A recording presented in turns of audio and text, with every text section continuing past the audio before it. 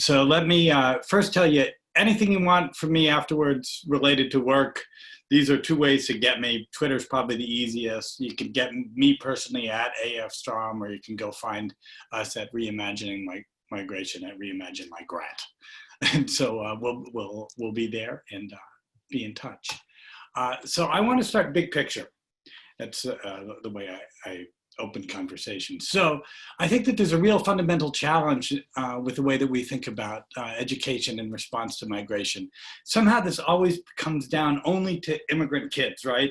There's this larger challenge of migration. Yesterday, as I presented, a lot of my presentation was around anti-immigrant bias and bigotry and how that affects kids.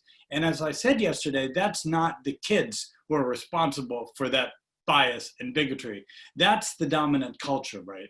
So we have to start to think about how we're going to bring up issues of migration in a way that, yes, centers this immigrant student voice, but actually helps all young people understand the world of migration and understand their role in it in bridging communities. So instead of just thinking about the success of teaching about immigration or the success of immigrant origin students through the lens of language learning, let's think about it in terms of creating a more vibrant, inclusive community where young people, particularly immigrant origin youth, feel empowered to make a difference in society.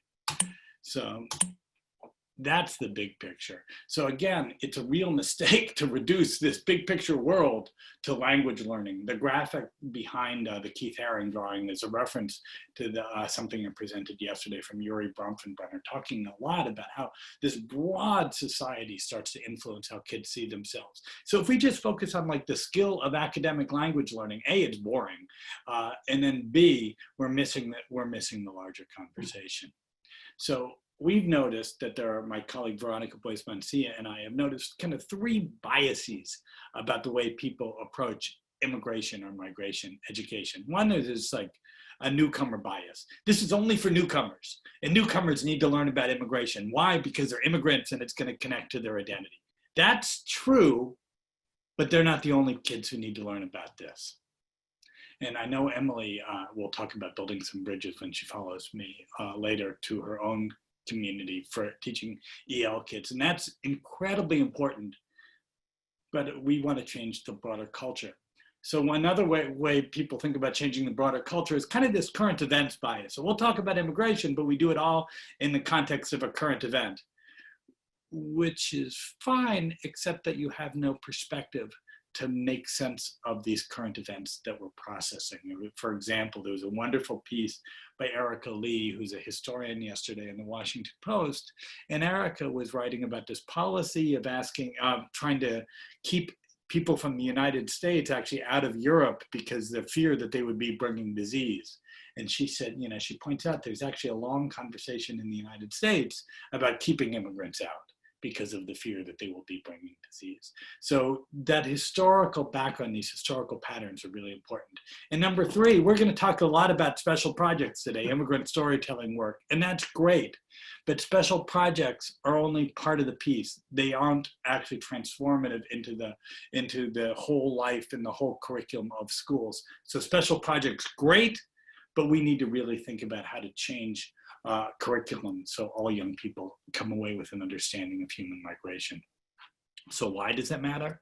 Well, human beings have been migrating since we first stood up, period, right? So we've been, you know, on the move for, you know, some people would say 80,000 years. Actually, if you start to follow folks in stories of DNA, the first humanoid, you know, creatures started migrating within Africa about 200,000 years ago. So this is just what we do. Humans migrate. It's natural. It's how we got here, and it's who we are. We are a migratory creatures. It's important to recognize when you're talking about issues of migration, particularly in the United States, but actually in a lot of the world, you're also talking about migration into something with communities that existed. So this is a map looking at the loss of Native American land in the United States over time. Watch it one time with me. I find that very powerful as a reminder. And yeah, American Indian groups were forced to migrate too, but forced to migrate, unlike the choice that some folks made to migrate to the United States. Because obviously another story of migration to the United States is involuntary migration. People who are absolutely not immigrants, forced migrants through slavery, enslaved Africans shipped to the Americas, right? So important to remember that there's voluntary migration and involuntary migration stories, and they are both our shared histories. So one question I think that we need to think about, and all young people need to understand, is how much the stories of folks like these are folks getting off the boat at Ellis Island, how similar are they to the stories of newcomers? And amazing that the other photo didn't show up.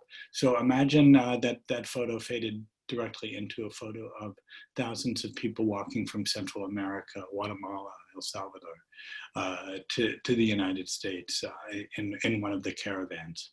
How different are these stories from 100 years ago to today? And where do these stories fit into the human experience? I said that migration is a story of who we are and how we got here. The stories of migration, as you start to think about it, play a real central role in the art, literature, and religion of communities across the world, actually, right? I mean, I am Jewish. I think about the story of the Exodus is very central to the Jewish story, and that's a migration story, right?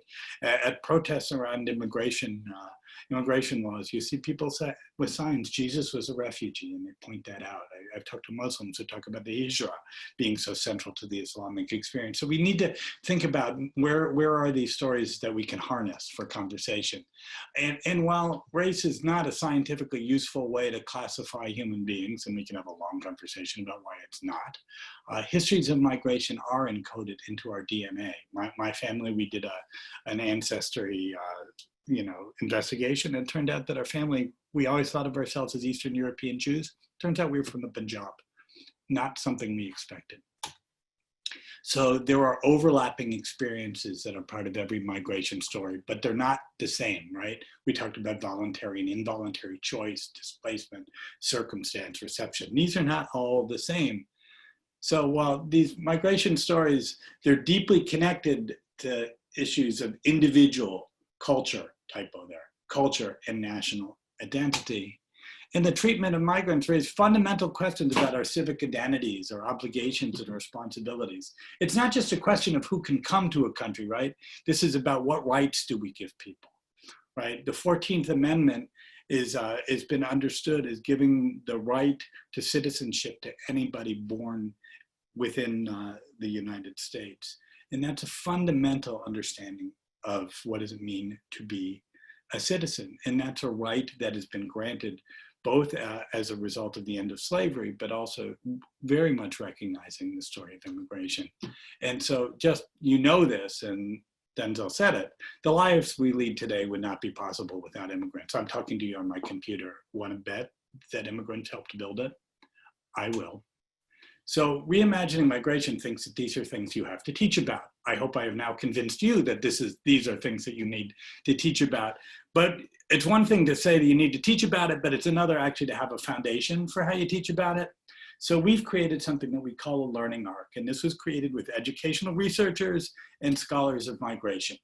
And we believe that the process has got a three-step process. And we're going to start actually almost all day today is on the first part. We'll start by recognizing that we all have a story of migration. So you start to build a collective understanding that we have stories of migrations, and you listen for what's similar and what's different in those experiences.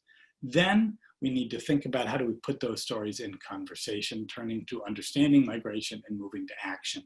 So let me show you what I mean. So this first part, as I said, we're looking at moving stories. We all have stories of migration. We're going to do an activity together. Actually, Emily and I are going to model it that will lead to a conversation that we suggest you do with your students as a way of breaking down some barriers and building some new understanding. But we also think sometimes it's safer to do this by starting with classroom resources to learn from stories of migration. So on our website, we think of ourselves as big curators. So if you go to the Reimagining website under Teaching and Curriculum, you'll find a lot of resources that are curated by the learning arc. So here's some essential questions, and you'll find lots and lots and lots of resources that you can use to teach them. The one I was watching this morning before I started, actually I was watching two of them, this wonderful video, Where Are You From?, which is a conversation between Skip Gates, Henry Louis Gates, and the actor Kai Penn, who's actually from New Jersey, but is often assumed not to be from the United States. And then this wonderful classroom resource, a portrait of Bernice Sarmiento Chavez. It's a piece in the National Gallery. So those are resources you might use to start to teach those. Let me go back to the PowerPoint. You all seen the PowerPoint? Hope so. So our migration stories and our student stories are intimately connected to the larger national and global stories of migration, even if we don't know why. And so as teachers, I think it's our job to help kids see why and how. So that's what we're trying to do when we're teaching kids to think about understanding migration. And so we think about that migration story in three parts, right? There's a story of life before migration. There's the journey of migration. And then there's a longer story that sometimes is a cross-generational story, at least in my family, which is a story of adjustment.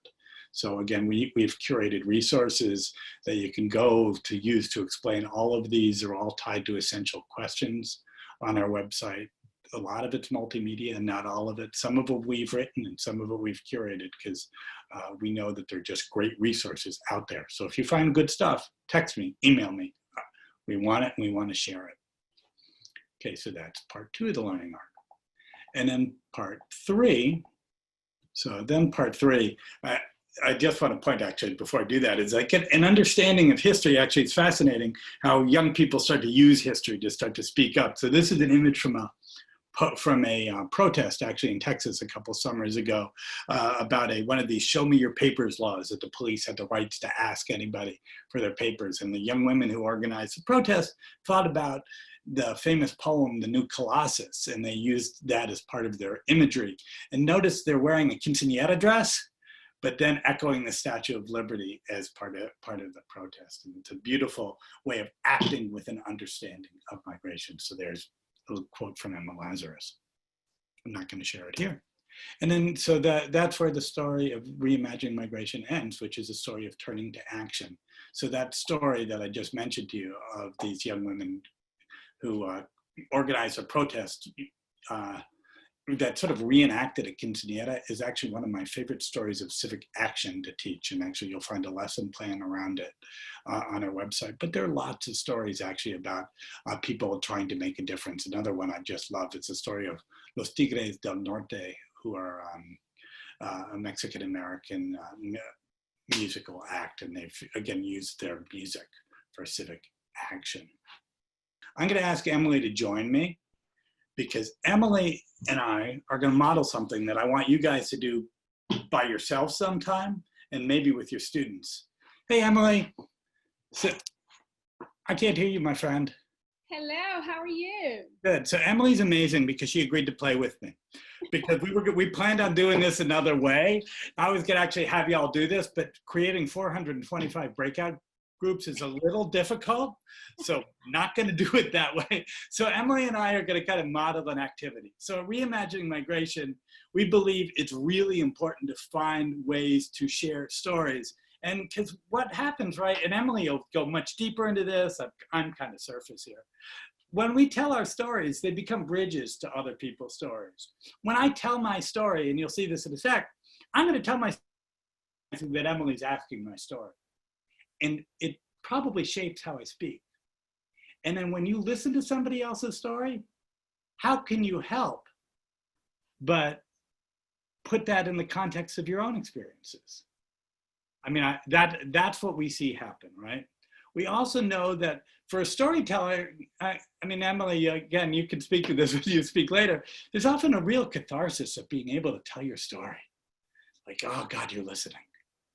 You know, it's an acknowledgement. When I have been invisible and now I am visible, you now know something about me. It's empowering. And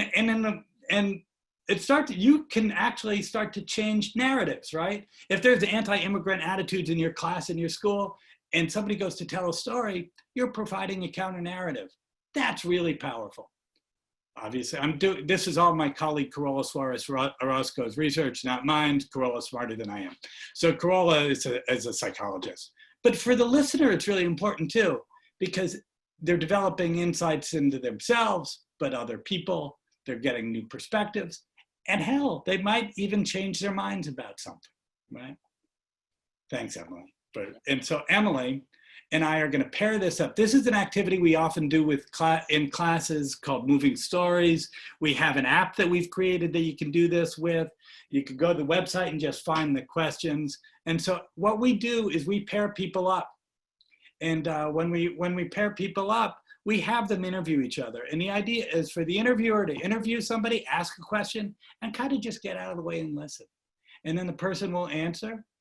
And then when they stop answering, they might ask another question. So I've just selected a few. So I'm open, Emily. I'll follow whatever question you want to ask me, my friend.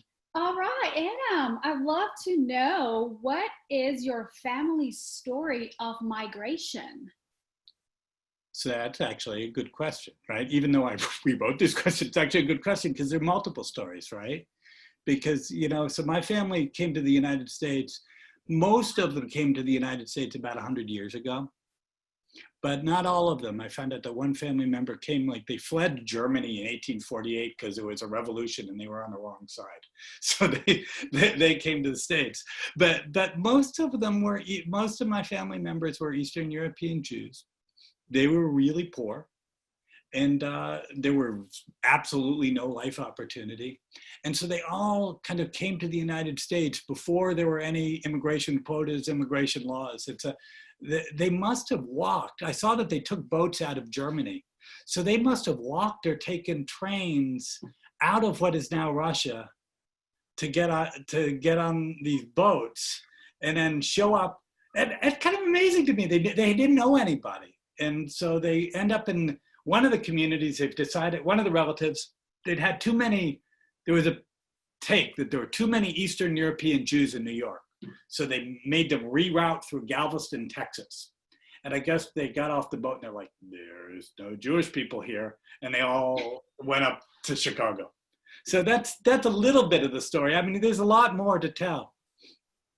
Well, let's just go back of right now then. What traditions about your family's countries do you follow, or have you incorporated anything new now that you're here in the United States?